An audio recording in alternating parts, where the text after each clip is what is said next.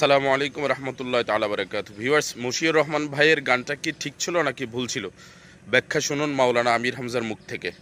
মশিউর ভাইকে নিয়ে উল্টাপাল্টা যে কথাগুলো ছড়াচ্ছেন অনেকে না বুঝে করছেন।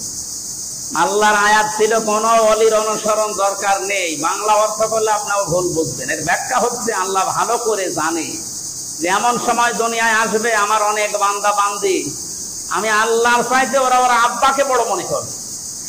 সেই সময় দুনিয়ায় আসে নাই, এসেছে। অনেকে এখন আল্লাহর চাইতে আব্বাকে বড় মনে করে। কোরআনের কথা, হাদিসের কথা, আল্লাহর কথা বলবেন, বলা আমার বাবা কি বলেছে দেখি। এই জন্যই তো ওনার প্রথম শব্দ ছিল কি বলেছে তোমার বেদ, কি বলেছে আকাবে। কোরআনে একেবারে স্পষ্ট নিষেধ। ওয়াইদা কিলা লাহুম তাআলাউ ইলা মা আনজালাল্লাহু ওয়া ইলার রাসূলি ক্বালু হাসবুনা মা ওয়াজাদনা আলাইহি আবানা।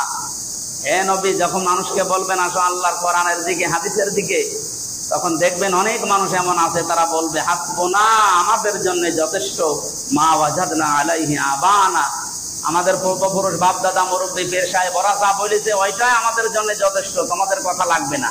এ কথা কাফেরদের। কাদের বলেন বলেন? এই কাফেরদের কথা আজ অনেক মুসলমান, অনেক আলেম নামধারী তারা এখন চালাচ্ছে, ওদের আচরণ করছে। আওয়ালাউ কানা আবাউহুম লা ইয়াকিলুনা শাইআ ওয়া লা ইয়াহতাদুন লা ইয়ালামুনা শাইআ ওয়া লা ইয়াহতাদুন, এরকম আছে দুই জায়গায়।